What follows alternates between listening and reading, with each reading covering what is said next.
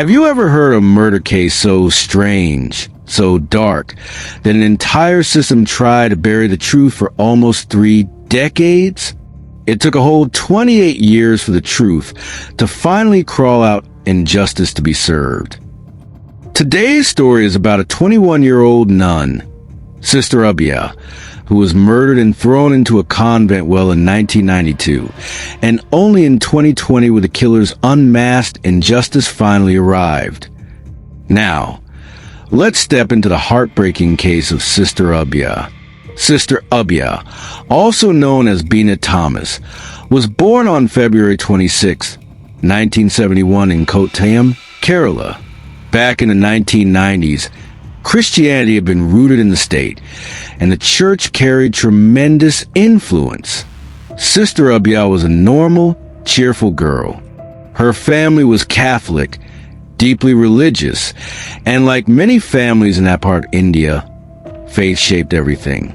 But unlike others who might dream of marriage, children, or careers, Sister Abia decided she wanted something different from an ordinary life. She wanted to dedicate herself completely to God. So she joined a convent, taking the name Abia, which means fearless.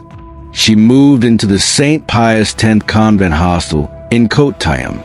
Women who live in the hostel are mainly nuns in training or young girls pursuing their studies. Sister Abia was studying at a pre-degree college while residing at the convent. In March 1992, exams were around the corner. Abia was focused and studied hard for the exam. On the night of March 26, Sister Abia set her alarm so she could wake up early to study. After that, she quietly went to bed. By early morning, March 27th, around 4:30 a.m., her alarm rang. Then she got up to study. After some reading, she took a brief break and walked down to the convent kitchen to get a drink of water and refresh herself to stay awake. That was the last time anyone ever saw her alive. That morning, as the other nuns in the convent woke up and began their morning routine, they couldn't find Sister Abia. Her books were still open on the desk, like she had just stepped away. They called her name, but there was no answer. When they searched in the kitchen, they saw the refrigerator door was left open, a bottle of water with its cap open, and water spilled on the floor. One of her slippers was left behind, and the kitchen was scattered with a basket and an axe lying on the floor. Her veil, found crumpled beneath the exit door. Oddly, the door itself was locked from the outside. Something wasn't right. The sisters searched everywhere, calling her name, panic growing by the second. Then, her other slipper was found near the convent's well. And when one of the nuns looked inside, she was shocked to her bone marrow by what she saw. Sister Abia's lifeless body was floating in the convent's well. Can you imagine that scene? A young nun, just hours ago studying for exams, now pulled out a convent well. Chaos broke out in the convent. Word spread like wildfire across Kottayam. The fire department arrived, then police were called, and eventually Sister Abia's body was retrieved from the well. As part of the usual process, the local police officer, V.V. Augustine, arrived and wrote a report as required and called a photographer to take pictures of the scene. Her body was sent for autopsy. And here's where things get strange. The doctor who did Sister Abia's autopsy noticed cuts, bruises, and head injuries on her body. But when the official report came out, it listed her death as suicide by drowning with the possibility of murder.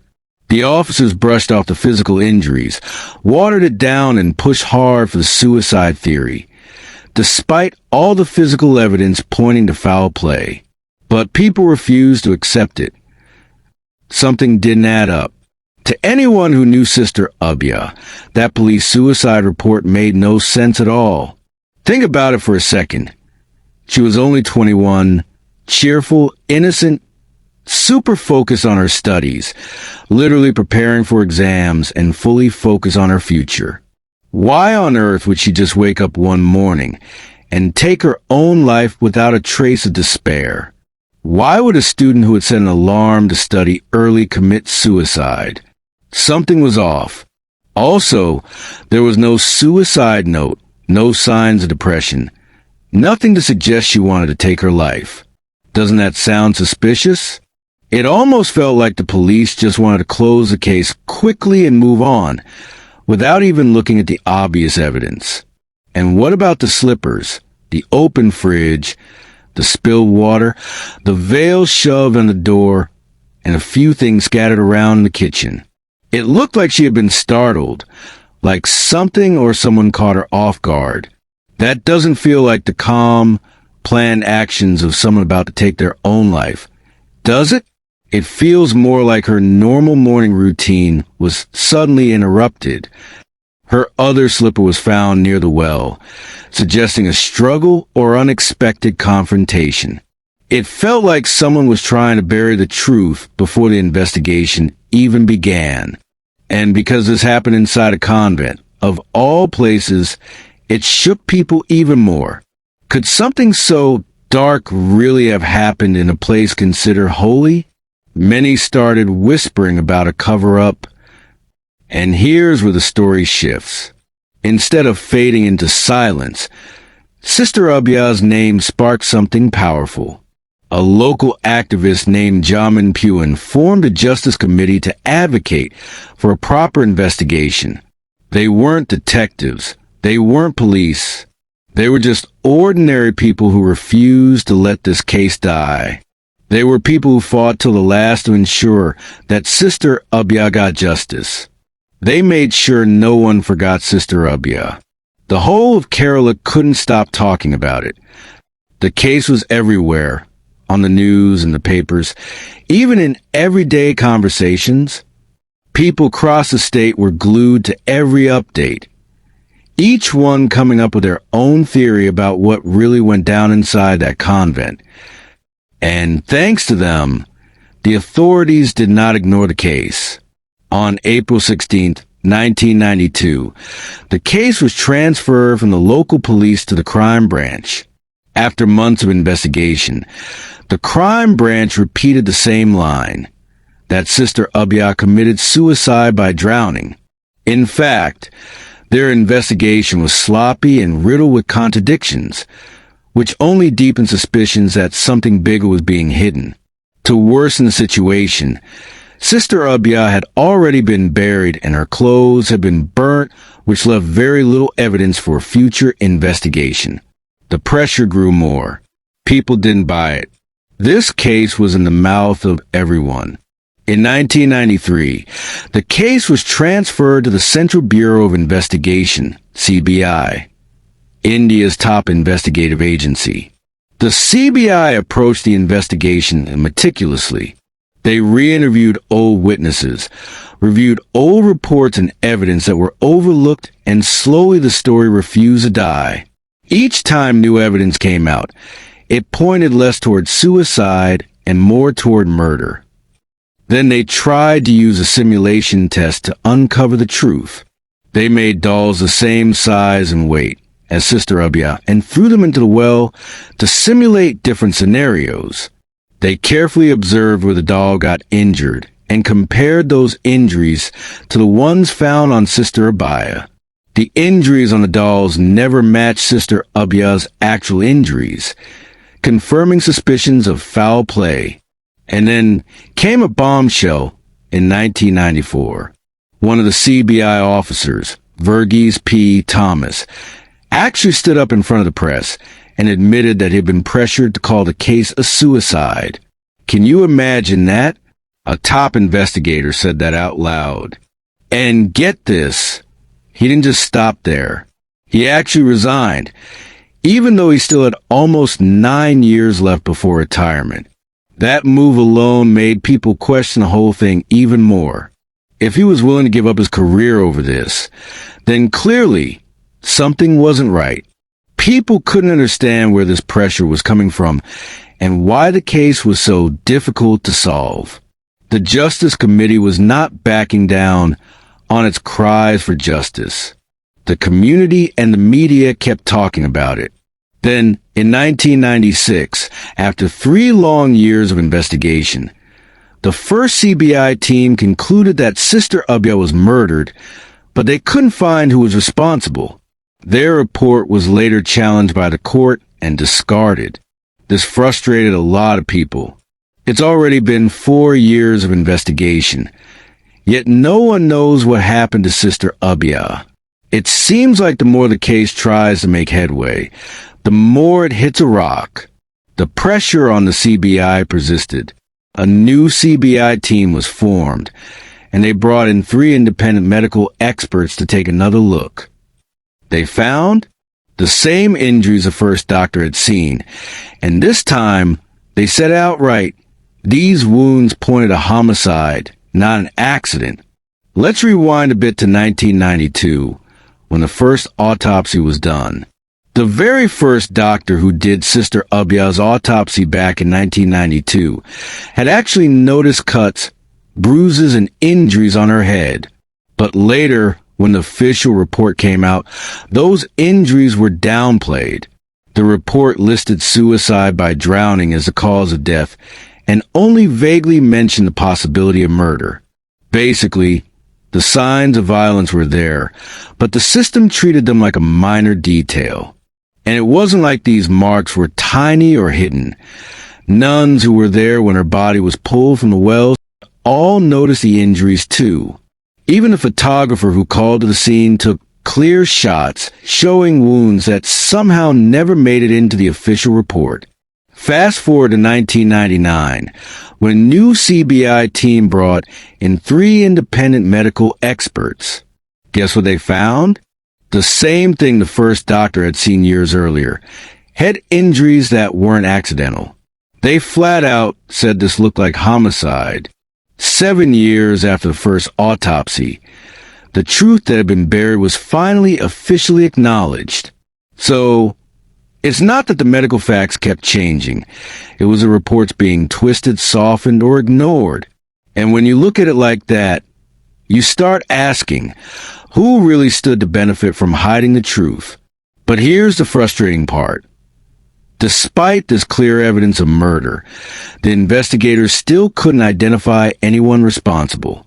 The case was then assigned to the 3rd CBI investigative team, and in 2005, the reports repeatedly concluded that while evidence pointed to murder, they could not identify those responsible. This report was also discarded by the court. By this time, the pressure was becoming intense. People were becoming frustrated. Even though the killers of Sister Abia were yet to be identified, the CBI investigation marked a significant turning point in the pursuit. Many questions come to the minds of people. And most chillingly, the convent seems more eager to silence questions than to seek justice for one of their own. What were they hiding? And how come certain evidence mysteriously disappeared? There were times when it looked like the case would collapse completely. Remember, this was before forensic science in India had fully developed the way it is today. DNA testing wasn't used properly back then. Key evidence had been destroyed in those first few days. Abia's clothes were destroyed, her body was buried, and her diary disappeared. People suspected that powerful people were trying to cover up the murder. According to one former judge, Sister Abia can never get justice, not because of delay by the judiciary, but because the church she believed in fought for her murderers and not for her. And you know what? The Justice Committee just wouldn't let this slide. They kept pointing out how badly the evidence had been handled. Files missing, reports contradicting each other, injuries ignored. The media kept talking about this case. Every time the authorities tried to wrap the case up with some half-baked conclusion, the pushback. Their constant pressure is really what kept the spotlight on Sister Abia's death, forcing investigators to reopen the case again and again, even when agencies kept filing those inconclusive reports. A new team was assigned the case, and they began another investigation. By this time, some of the witnesses had already died, some had backed out. In 2007, after a whole 15 years, just when it seemed all hope was lost, a breakthrough came from an unexpected source. A thief. A petty thief named the Dhaka Raju stepped forward. This was the man who had seen something on the night of the murder.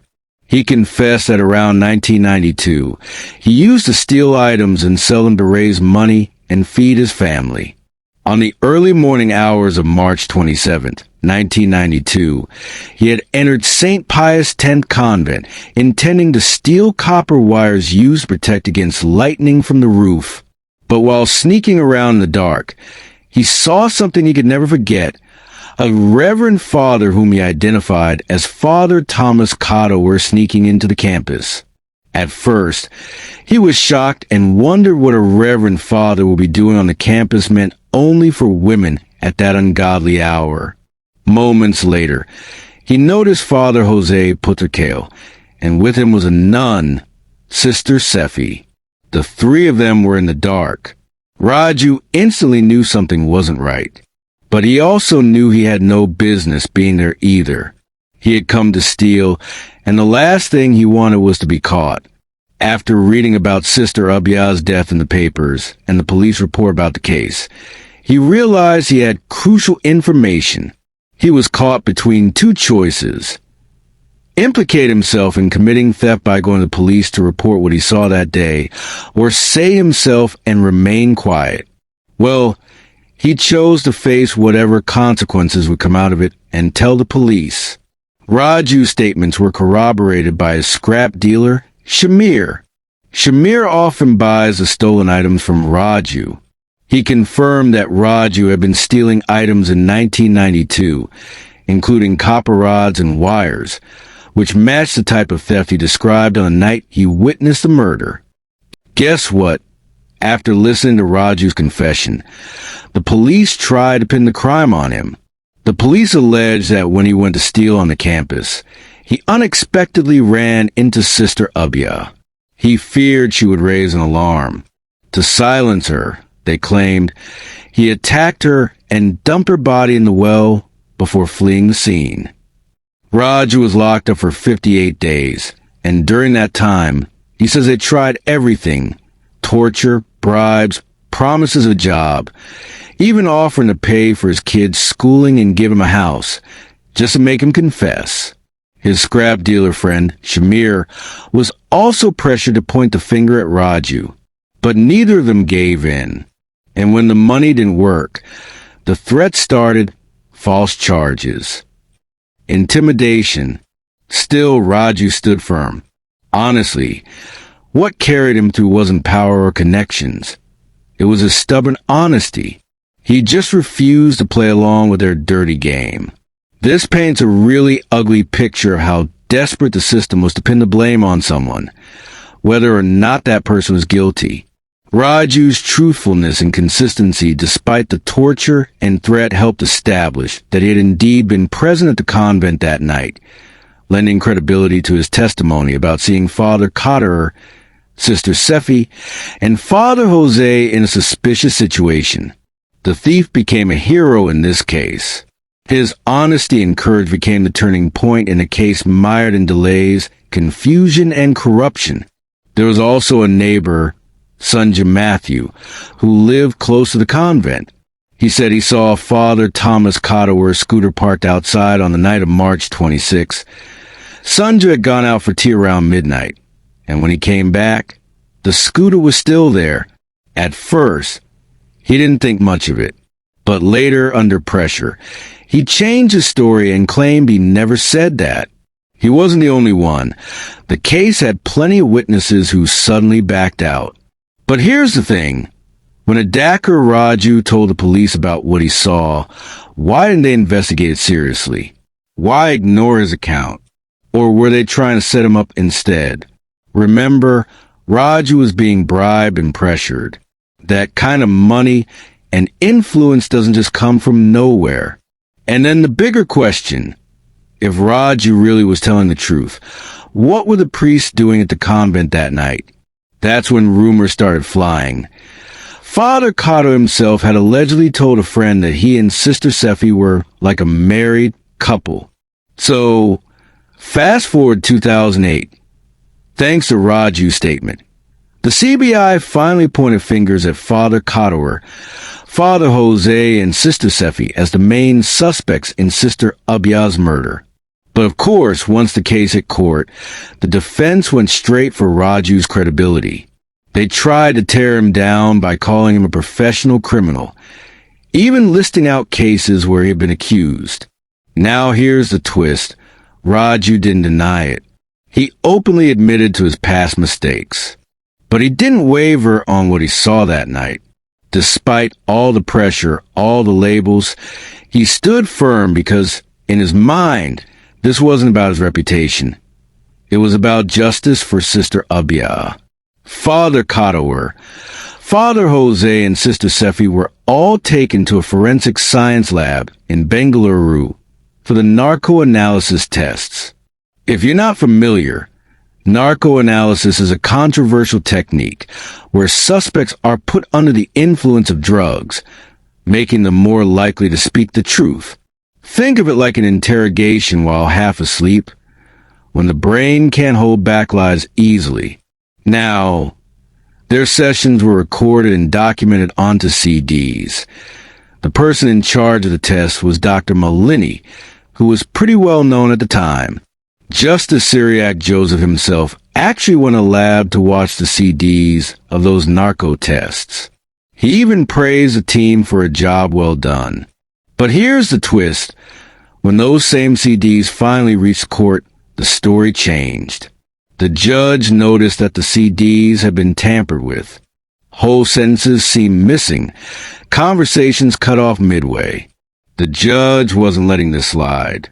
He straight up demanded that Dr. Malini, the assistant director of the forensic science lab, who handled the narco test, be brought in. But guess what? By then, she had already been suspended for submitting a fake certificate and for professional misconduct. That alone raised eyebrows. Because of that, the narco test report was left hanging incomplete and messy. And when investigators tried to question everyone present during the test, boom, there was sudden memory loss. Nobody knew who tampered with the CDs or how it even happened. So, to cut through the lies, the judge ordered the CDs to be sent to the Central Development Imaging Technology Lab in Kerala for proper examination and analysis. What the experts uncovered was damning. Father Kato's narco video was 32 minutes long and had been edited 30 times. Father Jose's tape was 40 minutes long and had been edited 19 times. Sister Sephi's session was 18 minutes, but chopped up 23 times. This wasn't sloppy handling. This was manipulation. Well, the judge ordered that the original CDs be presented in the court within 10 days. Within 10 days, but just a few days later, the original recordings of the narco tests for Father Thomas, Father Jose, Sister Sephi were shown on a local TV station. How this broadcast happened and who aired it is still unknown. Viewers at home watched in shock as suspects' voices played across evening news broadcasts. Instead of protecting the guilty, the tampered CDs ended up exposing them further. The edits only proved that someone was desperately trying to bury the truth. And when the uncut originals were finally shown, the truth shone brighter than ever. The narco test recording revealed that on the morning of March 27th, 1992, Sister Abya woke up around 4 a.m. The hostel was warm, so she slipped out of her room and went to the fridge for some water. But while she was drinking, she heard these weird noises coming from the kitchen. Now, naturally, her curiosity kicked in. She walked over to check, and that's when her whole life changed. because inside the kitchen, she saw something she was never supposed to see. Father Thomas Codower, Father Jose, and Sister Sephi caught in what's described as a compromising situation. The moment they realized she had seen them, panic set in. Abia tried to turn and run, but she didn't even get the chance. In a desperate attempt to protect themselves and the convent's reputation, they attacked her. According to reports, Father Codower strangled her, while Sister Sephi struck her on the head with an axe. After that, in a cold, calculated move, they dragged her body outside and dumped her into the convent's well, hoping no one would ever uncover the truth. But here's the thing. The autopsy later confirmed those head injuries from the axe, meaning her final moments were very brutal. People were furious. How could a young nun be murdered and her death covered up for so long? And if the narco CDs were true, it wasn't just murder. It was betrayal from inside the very institution meant to protect her. The CBI started questioning all three of them in their office. In November 2008, three of them were arrested, and after 6 months, all three were released on bail. Father Jose Putercale, one of the original suspects, managed to get discharged for lack of evidence. That was a controversial moment. Some felt he had escaped accountability. But for Codower and Sephi, there was no escape anymore. The trial would go ahead. You know, one of the most controversial parts of this whole case had nothing to do with the crime scene itself, but with something that came out years later during the investigation. The CBI doctors who examined Sister Sephi claimed she had actually undergone a hymen reconstruction surgery. Basically, they suggested it was done to cover up signs of sexual activity, and it became one of the big talking points in court. But here's the thing. Sephi completely denied it. Later, the court ruled it unconstitutional. From 2009 to 2019, the case of Sister Abia's murder dragged on, hearing after hearing, like justice was slipping further away. But then, in 2020, everything flipped. The Kerala High Court dropped the hammer. Father Thomas Codower and Sister Sephi were sentenced to life in prison. Their conviction rested on two crucial things: the narco test results and the testimony of Raju, the thief who witnessed pieces of the cover-up. On top of that, both were fined 5 lakh rupees each. When you look back at the Sister Abia case, it isn't just about one girl found in a convent well. It's about how power, faith, and corruption can intertwine to bury the truth.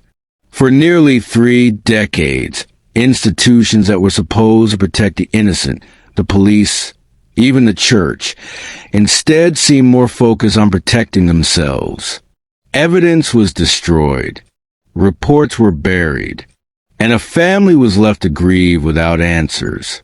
And yet, the case also shows the power of persistence. If not for the activists, the media, and everyday citizens who refused to let Abia's name be forgotten, this case would have been closed as suicide back in 1992. It took 28 years of tampered justice, manipulation, and a fight that felt endless for justice to be served. It took the bravery of a petty thief who dared to speak the truth. His bravery, in the face of intimidation and corruption, ensured that the memory of Sister Abia was honored, and the truth finally came out of shadows. This case reminds us of something profound. Sometimes justice can be delayed and the system can stumble, but the truth, if followed with integrity, eventually finds its way to the light. Today, the convent well where Abia was found is no longer just a quiet corner of a religious compound. It's a reminder that truth has a way of resurfacing, no matter how deep someone tries to bury it. And Sister Abia, a 19-year-old who only wanted to serve her faith, will forever be remembered as a girl who couldn't be silenced, even in death. Do you believe justice was truly served, or did this case leave behind too many unanswered questions? Please share your thoughts in the comment section. Thanks for watching. Please hit the like and subscribe button, and then turn on notifications so you don't miss the next episode.